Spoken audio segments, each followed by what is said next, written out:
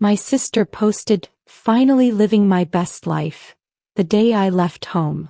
5 years later I'm a millionaire and she's asking to move into my guest house." If you're here with me right now, subscribe and let me know in the comments where you're watching from. It helps me feel like we're all in this together. I was sitting in my beat-up Honda Civic with everything I owned crammed in the backseat when my phone buzzed. Kennedy had tagged me in an Instagram post. My hands shook as I opened it. There she was, my older sister, sprawled across my bed in my childhood room, caption reading, "Finally living my best life now that the energy vampire is gone." 23 laughing emojis. Our mother had commented with 3 heart eyes. I was 22, Kennedy was 25, and I'd just been kicked out because Mom's boyfriend Patrick said the apartment was too crowded with me there. The apartment I'd been paying half the rent on for 3 years while working 2 jobs and putting myself through community college. Kennedy had moved back home 6 months ago after losing another job, paying nothing, but somehow I was the problem. The post had 67 likes already. I recognized the faces. Cousins, family, friends, people who'd watched me grow up.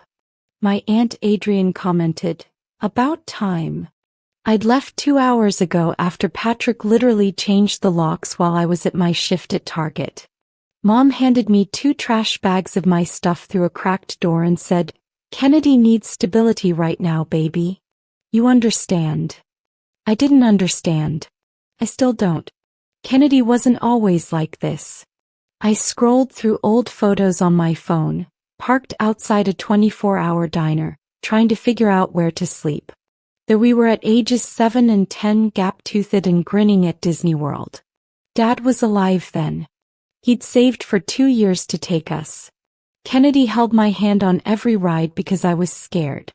She taught me to swim that summer, patient when I panicked in the deep end. "I got you, Nia," she'd said. "I'll always have you." Dad died when I was 13, heart attack at 41. Something in Kennedy broke that day too. She started failing classes, skipping school, dating guys who treated her like garbage. Mom buried her grief in church and new boyfriends, each one worse than the last. Kennedy and I used to talk about it late at night, whispering in the dark. "We only got each other, Nia," she'd say. "Sisters before everything." But then I started succeeding. Made honor roll. Got into community college. Landed the Target job, then added weekend shifts at a call center. Kennedy dropped out of 3 different colleges, couldn't keep a job longer than 4 months. And slowly, without me noticing exactly when, my sister stopped being my protector and became my competition. I slept in my car that first night in a Walmart parking lot. Security knocked on my window at 3 a.m., told me to move along. I drove to a residential street, reclined the seat and tried not to cry. My phone kept buzzing with notifications from Kennedy's post. Someone had screenshot it and shared it to Twitter. I had 17 missed calls from my best friend Jasmine by morning. "Girl, I'm coming to get you," she said when I finally answered.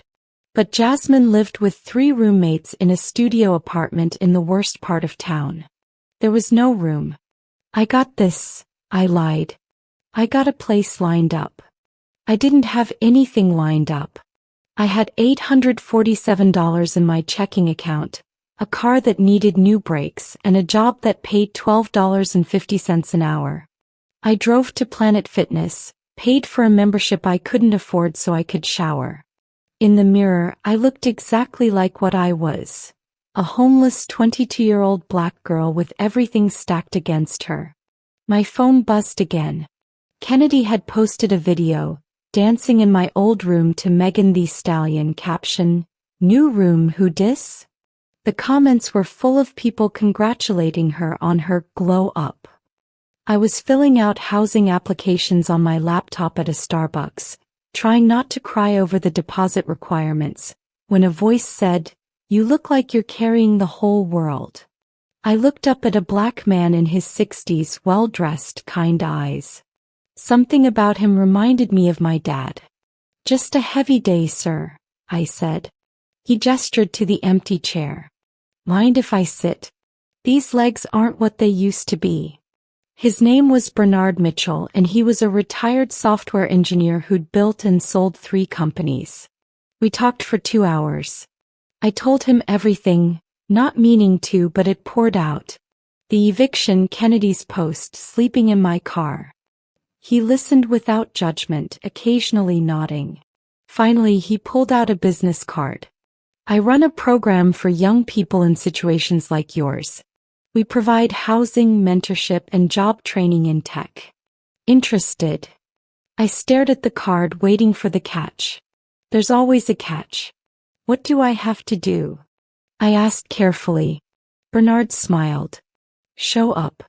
Work hard. Believe you deserve better than what life's handed you so far. That's it. 3 days later, I moved into a shared house with 4 other young people in the program. The program was intense. I moved into a house in a decent neighborhood with 4 other participants. 2 guys, 2 girls, all of us clawing our way up from nothing. My roommate Destiny was 23, had aged out of foster care, working on her coding certification. Bernard saved my life, she told me the first night. 2 years ago I was exactly where you are. Bernard's program wasn't charity, it was investment. We attended classes 6 days a week. Coding, digital marketing, business fundamentals. In exchange, we got free housing, a small stipend, and mentorship from successful entrepreneurs. But there were rules. No drugs, maintain a part-time job, attend all classes, meet weekly goals. Fail twice, you're out. I attacked it like my life depended on it, because it did. I kept my target job for income, went to classes every morning, studied until 2 a.m. Bernard checked on me weekly. Your sister's post lit a fire under you, he observed during our 3rd meeting. Good. Use it. Best revenge is success. But it wasn't revenge I wanted anymore. It was proof. Proof that I wasn't the problem. Proof that I deserved better. Proof that Kennedy was wrong. 6 months in, my cousin Trey called me. You seen Kennedy lately? He sounded worried. I hadn't spoken to my family since I left. What's going on? She got fired again. 3rd job this year. And Patrick moved his daughter into your old room. Kennedy's sleeping on the couch now. I felt a twisted satisfaction, then immediately hated myself for it. That's rough, I said, keeping my voice neutral. Mom's asking about you, Trey continued. Says she wants to talk. I'm good, I said and meant it. I was thriving, actually. I discovered I had a natural talent for coding, especially UI/UX design. I'd built 3 apps in Bernard's program, each one better than the last.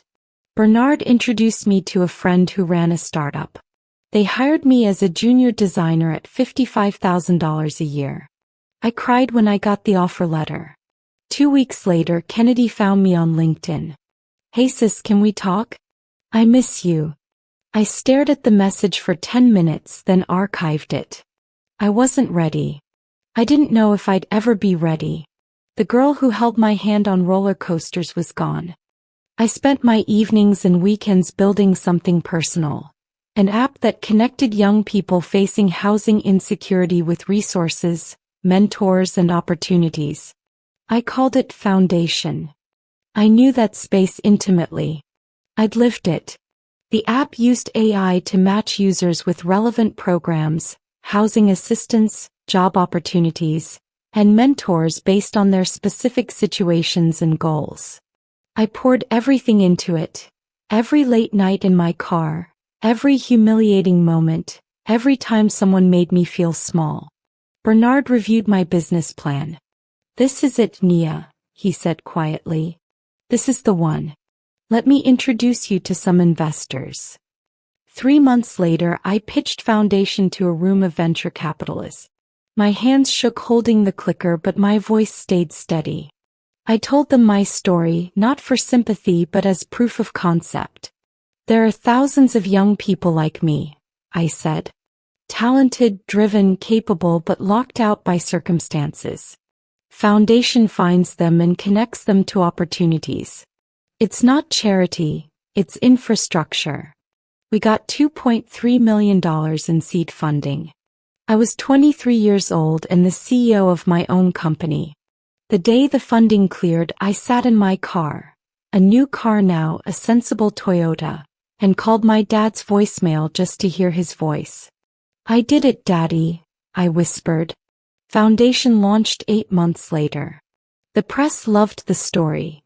Young black woman who'd been homeless builds tech company to help others in similar situations.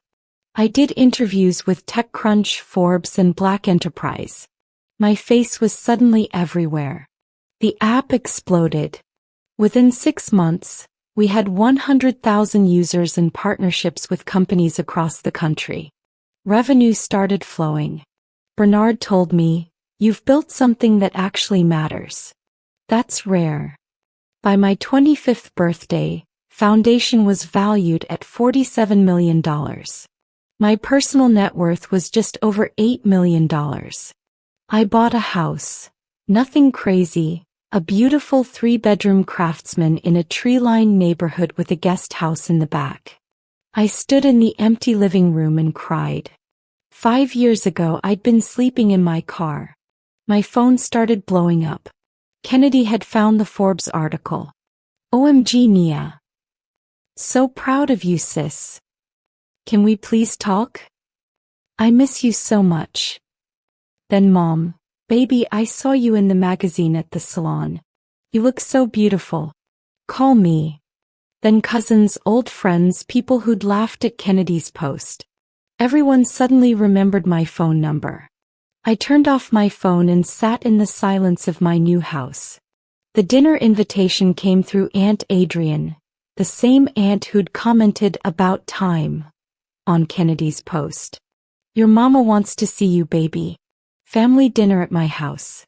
Please come. Kennedy really wants to apologize." Something in me that still hoped for reconciliation agreed. I drove to Aunt Adrienne's house in my Tesla, a gift to myself, wearing a tailored blazer and designer jeans. I looked successful because I was successful, but I was also terrified. They were waiting in the dining room. Mom, Kennedy, Patrick, Aunt Adrienne, Uncle Roberto, my cousins. Kennedy jumped up when she saw me. "Nia." She tried to hug me, but I stepped back. "Hey, Kennedy." Her face fell. She looked rough, tired eyes, gained weight, wearing clothes I recognized from high school. "You look amazing," she said, something unreadable in her voice. Mom started crying. "My baby. My successful baby." "Hi, Mom," I said coolly. Dinner was awkward. Everyone asked about Foundation, about my house, about money. Nobody apologized for the post or the eviction or the years of silence. Finally, over dessert, Kennedy cleared her throat. "So, Nia, I was thinking, you have that big house now, right? With the guest house." My stomach dropped. "I do. Well, I'm really struggling right now," Kennedy continued, not meeting my eyes. "And we're sisters. Family helps family, right? You want to move into my guest house." It wasn't a question. Kennedy smiled hopefully. "Just temporarily.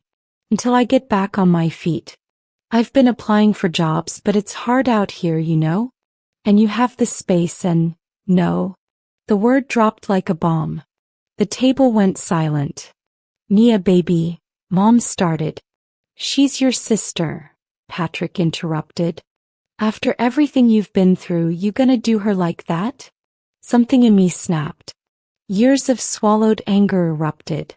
"Let me tell you what I've been through, Patrick. I've been through paying half the rent on an apartment while working 2 jobs and going to school full-time. I've been through Kennedy moving home and paying nothing while I supported everyone. I've been through you literally changing the locks on me and throwing my stuff in trash bags. I've been through sleeping in my car in a Walmart parking lot while my sister posted pictures celebrating that I was gone." My voice was shaking now. I've been through watching 67 people laugh at me losing my home. I've been through all of you going silent when I had nothing, then suddenly remembering my number when I have something. That's not fair, Kennedy whispered. You're right, I said. None of it was fair. The room erupted. Mom was crying. Patrick was yelling about respect. Aunt Adrian was trying to play peacemaker. But I wasn't finished. Kennedy, do you even remember what you posted when I left? I pulled up the screenshot I'd kept, not out of bitterness but as a reminder. Finally living my best life now that the energy vampire is gone. I turned my phone around. You called me an energy vampire for struggling. For working. For trying. Kennedy's face crumbled. I was just joking. I didn't mean, you meant it. And everyone laughed. And nobody defended me. Not one person in this room said, hey, that's messed up. Nia's going through something. I looked at Mom. You chose your boyfriend over your daughter. You handed me trash bags and told me Kennedy needed stability. Kennedy was depressed. Mom sobbed. She needed support. And I didn't. My voice broke. I needed support too, Mom. I needed my family. But supporting Kennedy meant sacrificing me, and you chose her. You all did. Uncle Roberto spoke up. You're being dramatic. We're trying to apologize now. No, you're trying to access my resources now. There's a difference. I stood up, grabbed my purse. Kennedy, I hope you get back on your feet. Genuinely. But I'm not your solution. Figure it out like I had to. I was halfway to my car when I heard footsteps. Nia, wait. It was my cousin Trey. He'd been quiet during dinner, watching everything unfold. I need to tell you something, he said. I hated what Kennedy did. That post, the laughing, all of it. It was cruel. But I was too scared to say anything because, family. He looked ashamed. When you left, Kennedy told everyone you'd stolen money from her. Said that's why they kicked you out.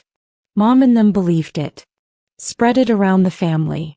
I knew it was bullshit, but I didn't defend you, and I felt sick about it for 5 years. The betrayal hit fresh. She told people I was a thief. Made herself the victim. Said you were jealous of her, stealing her stuff, causing problems with Patrick. When you disappeared, it seemed like proof. Then that Forbes article came out, and suddenly Kennedy's story changed.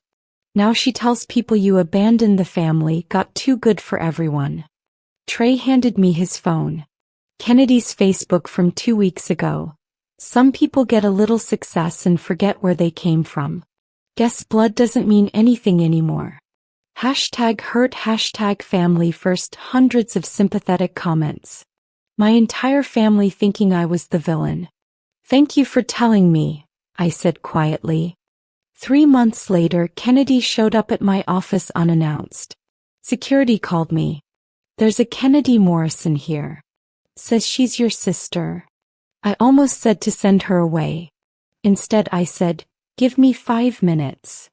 She looked worse than at the dinner, exhausted, desperate. We sat in my office, expensive view of the city behind me. I need help, Nia. Kennedy's voice was small. I'm being evicted. I lost another job. I have nowhere to go.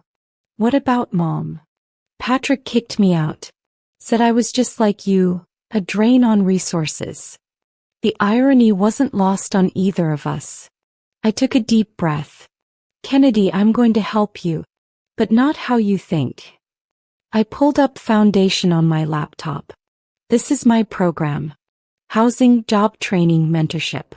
You apply like everyone else. You work hard like everyone else. You earn your success like everyone else. No shortcuts because you're my sister. Actually, probably held to a higher standard because you're my sister. Kennedy stared at me. You won't just let me stay with you? No. Because that wouldn't help you. It would just be another person solving your problems. I softened slightly. But if you do the program, really commit, I'll be there. As a sister who wants you to succeed, not as a bank account. Kennedy started crying. I'm so sorry. For the post, for everything. I was jealous and petty and cruel. I know, I said. And I forgive you. But forgiveness doesn't mean erasing consequences. It means moving forward differently.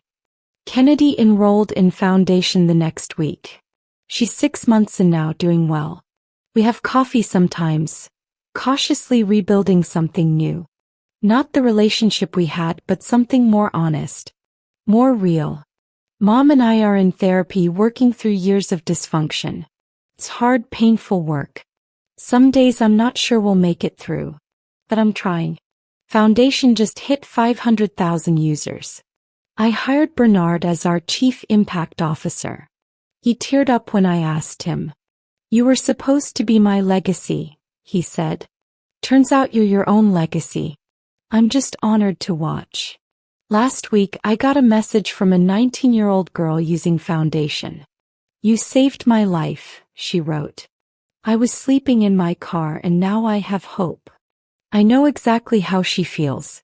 Sometimes the people who hurt us the most give us the fuel to become who we're meant to be. Kennedy's post didn't break me. It forged me. And I'm grateful for every brutal moment that brought me here, to a life I built myself on my terms with my name on it. Finally living my best life. No caption needed.